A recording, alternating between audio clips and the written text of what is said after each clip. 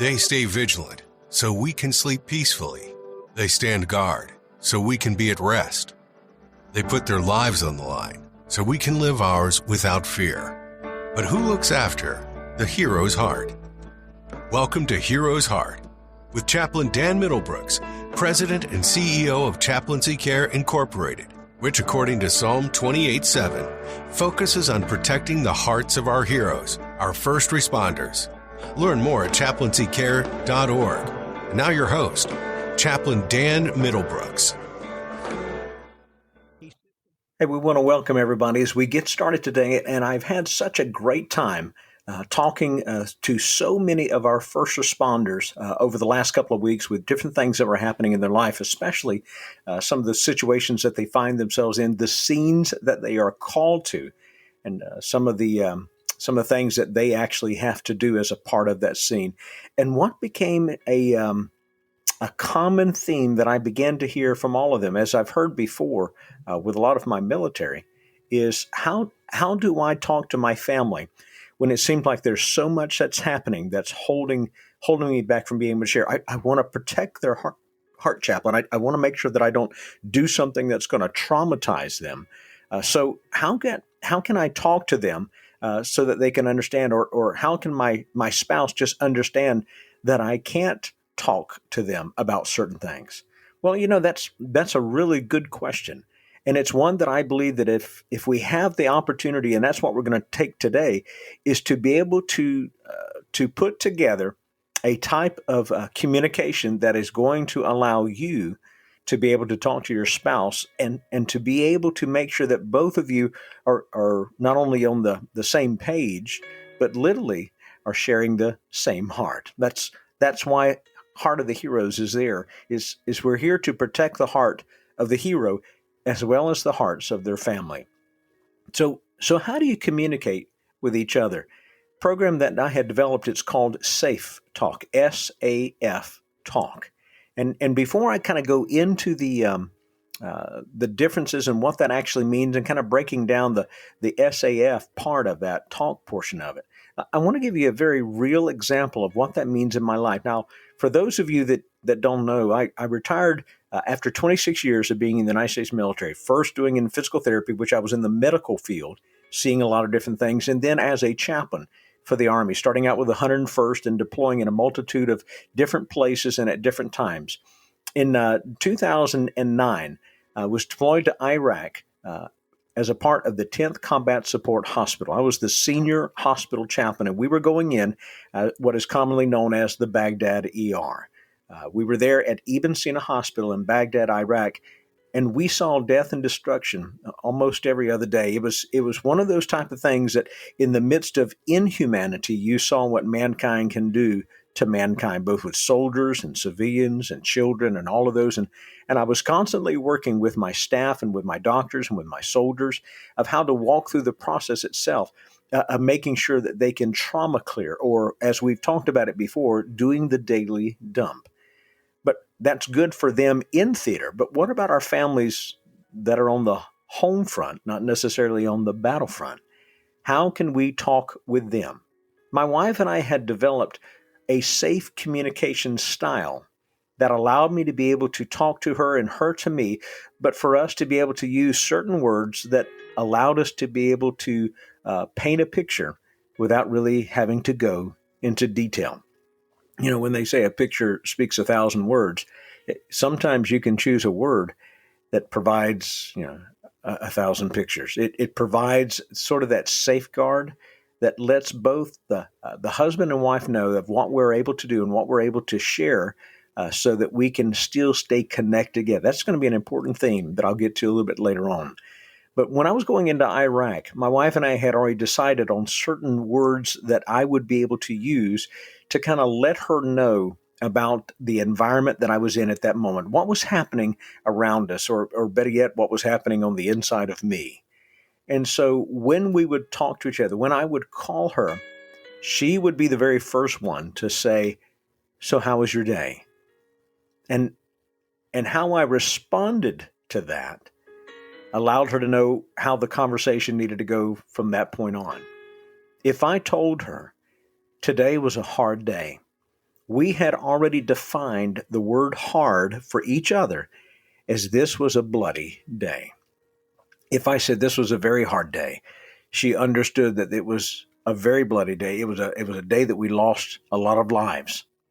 And so there's a lot that's going on inside of me. So here's what would happen is when I would say that, she would then sort of shift the conversation into kind of talking a little bit more about some of the things that were happening there and what's happening to me. And she would start asking other certain questions like, so what are you doing? That was our conversation to each other. And that meant, how are you taking care of yourself? What are you doing right now? And so at that point, it allowed me to be able to let her know, I'm sitting here and I'm talking with some of my soldiers, or I've got a book that I'm kind of reading right now, where I'm drinking a cup of coffee and just kind of being still. She knew a lot of that, as I could tell her a little bit, because she wanted to make sure that I was doing okay for what I'd seen and what we had gone through and all of the stuff that I can't really describe into detail to her about. And quite frankly, she says, I don't want to see what you see. I just want to see you. We understood that as we began to talk with each other. So when I would say things like that, is that she would then go into a type of affirming type of conversation. She would go into a more of a what I call innocuous, or sort of that white noise conversation of, well, this is what we were doing here, and this is over here, and she would kind of go in and kind of describe her the days to kind of bring me back to a place of normacy. But then she would also ask this question. So somewhere in the conversation, she would say, how's your heart? And then that's where I needed to make sure I had at least a word in a type of emotional type of description that allowed her to know where I was. Now, usually ladies don't have a problem with this. Guys, listen to me. This is where we usually stink at, is we don't really want to put any type of feeling to it, but we need to. If we're going to talk and share our heart and our life with our wives, we need to make sure that they understand us. And ladies, when you're sharing it with your husband, and you're the one either as the law enforcement or the fire and rescue or the military itself, it's still being a part of that life. But when we share the word, and if you don't have them, one of the things I really encourage you to do is to be able to get what is called the writer's wheel. And it has, what I call the basic emotions, the basic words, and then it gives you a whole host of other words that you can use to describe and go into detail and things of that nature. But I had already kind of picked out a few words that her and I had agreed on. And one is, if I said my heart was sad, it meant we lost some soldiers today. It was very sad. It meant we lost a lot. If my heart was, if I said I'm just kind of numb right now, that meant to her, I'm processing what's happening. If I said to her, I'm confused, it means that there's some things that are still going on that I need to be able to put a period next to, because there's question marks.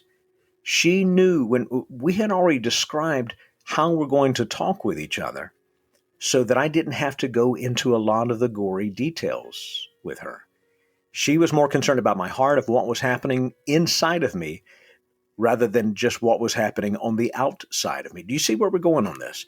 See, that is a type of communication that allows us to share a lot without sharing a lot, without giving details.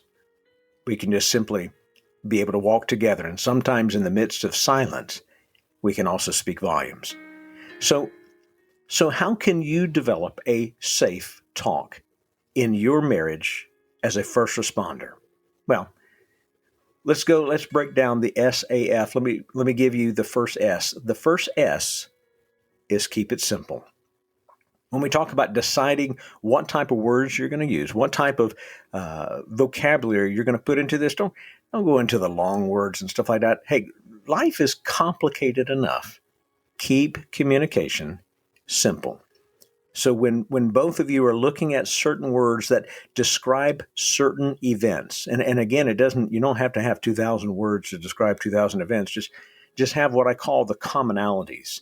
When you've got like the common emotions, when I talk about emotions later on, as far as anger, fear, trust, or things of that nature. These are words that you can come down together. that can be able to start saying a host of things without you having to going into detail. So keep it simple when you start with the communication. And the conversation of, how was your day? Start with, whatever that is. What it was and you fill in the blank, because that word now becomes a cornerstone word that allows the rest of the conversation to go on, which leads me to the A. You got the S. I mean, let's keep it simple. The A means make sure that your words are agreed upon. Now, what I mean by that is just because you come up with a word doesn't mean that your spouse knows it. Y'all need to be able to kind of write your own personal marriage dictionary in situations like this, to where both of you agree upon this is what this type of word means. And so it's sharing all of those all together. I could have said to my wife, this is a hard day. And she says, well, what does it actually mean? Well, and we would go through this. For me, this is what this will mean. In situations like this is what this looks like. And so it helped us to develop the marriage manual in reference to communication when we go through trials and tragedies. Those words became the primary vocabulary that we would use to share with each other. So you keep it simple. You make sure that the words are agreed upon. And then the F means you keep your focus. Now, the focus part is actually a twofold process. One of the primary focuses that I want you to have is connectivity. So many times our families start feeling disconnected from us. When you're a first responder, again, law enforcement, fire and rescue, security, military, EMS, because of all of the world that you're in, you're going and blowing. Situations here, going from this place over to this place, going into this tragedy, going into this scene, taking care of this person, de-escalating the situations that's around. There's a lot of stuff that's happening. But the connectivity that you need to have with your family is that anchor point that keeps you from floating into ambivalence and eventually into oblivion. We need that anchor point. We need that connectivity with each other, especially with our spouses. It's what I call the degree of connectivity. Now, let me explain what I mean by that. For those that are pilots out there, you understand that the difference of a degree is quite impacting. Now, if a person is flying, they've got a trajectory set, they've got a direction that they're going, and they start going off. If they get off of course by 1 degree, after about 5 or 10 minutes, that may not be that bad. But after about 3 or 4 hours, okay, you're in a completely different state. Think about the degree of distance that starts to grow when we become disconnected from our families. And when we start going off into different directions, it doesn't go that far for a day, but then you have weeks and months and years. The degree of connectivity starts out with this. Well, I don't want to share anything with them because I want to make sure that they're okay. They don't have to know what I know. They don't have to see what I see. And I agree, absolutely. But what your family needs, and this is what my wife told me in the midst of all my deployments, I don't have to see what you see. I just need to see you. And I just need you to keep me a part of your world. I've had too many marriages that at the end of 10, 15 years, and sometimes as less as 7, that are so far apart because they decided to just go off of course by 1 degree. And it started to separate them, and the canyon was huge. So you need to focus on the connectivity, keeping each other close. And then secondly, you need to focus on productivity. Being productive in your life means that you're going to give to them what they need so that they can continue to thrive and be a part of your life. You're protecting their heart while also protecting yours. That productivity means that we're going to work, and every single day we're going to engage together, and we're going to do the best that we possibly can to learn to communicate better. Guys, you don't learn communication just sort of a one and done. You are a life student of communicating with each other. And when you're developing your safe talk for each other, you're going to grow into that because there's going to be situations that you're going to step into you've never been to before. Well, you just developed a different vocabulary then, and you start sharing with each other.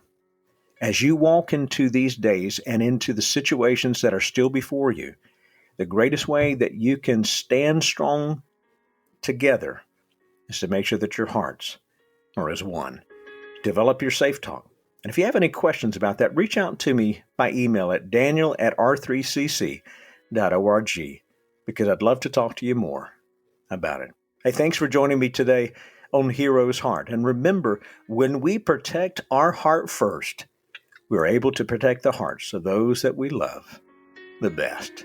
God bless you, and I'll see you next time.